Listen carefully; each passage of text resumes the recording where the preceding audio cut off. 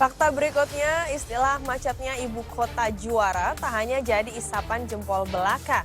Nyata terjadi hingga ada sejumlah jalur yang macetnya tak sembuh-sembuh bertahun-tahun.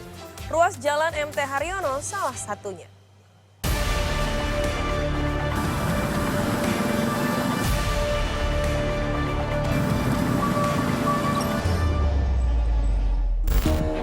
Lebih dari 1 dekade kemacetan di ruas Jalan MT Haryono, Jakarta Selatan nyaris tak pernah sembuh.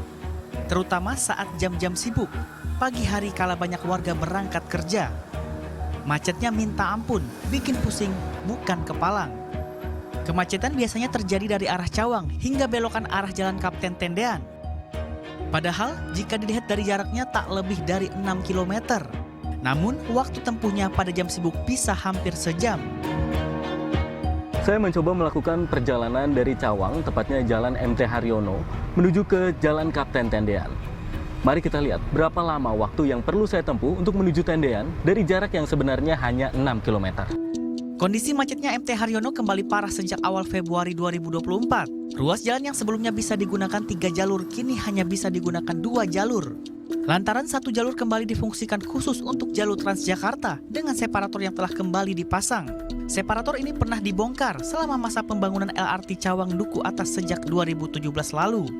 Sejumlah pengendara kendaraan pribadi pun mengeluh macet di sini tak pernah membaik. Sebelum dipasang sih masih sedikit nggak begitu macet, tapi setelah dipasang, wow, macetnya sampai ujung ujung sampai ujung. Dari Ciracas mau ke Pik. Oke, ini mau berangkat kerja atau? Berangkat kerja. Emang tiap hari lewat jalan ini, Bang? Tiap hari lewat jalan sini.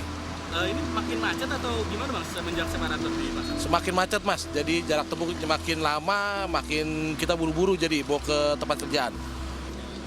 Kalau saya melihat, saya sebagai pengguna transportasi publik, ya saya sepakat biar kemana-mana kita sebagai warga Jakarta lancar ya, cepat. Saya lebih cepat transportasi publik. Kalau saya bawa kendaraan pribadi dari rumah itu memakan waktu 90 menit.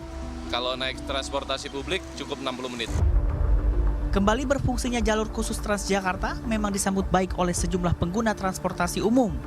Namun apakah hanya berfungsinya 2 jalur di ruas MT Haryono untuk kendaraan pribadi sudah tepat? Mengingat jalur ini merupakan salah satu jalur sibuk di ibu kota.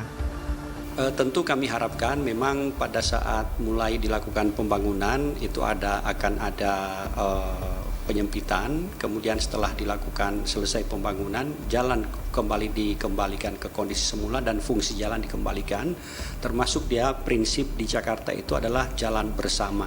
Di sana juga dialokasikan untuk angkutan umum bagi pengguna. Kebetulan di MT Haryono, Gatot Subroto, Es Parman sampai dengan ke Pluit itu masuk dalam koridor utama kami yaitu koridor 9 BRT, sehingga di sana kami harus menjaga kondisi jalur Transjakarta yang steril.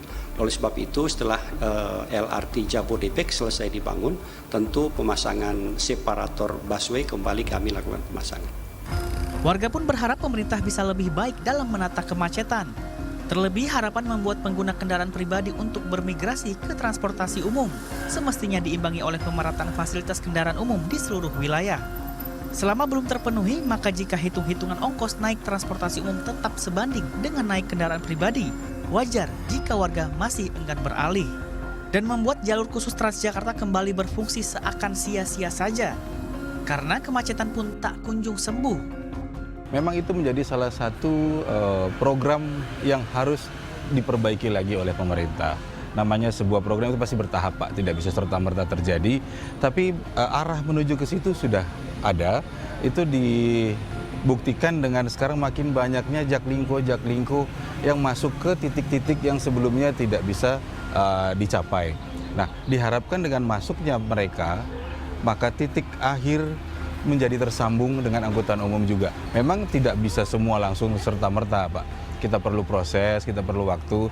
Tapi kalau saya melihat memang arah ke sana sudah ada. Mungkin perlu kesabaran dan mungkin perlu waktu yang juga tidak sebentar, Pak.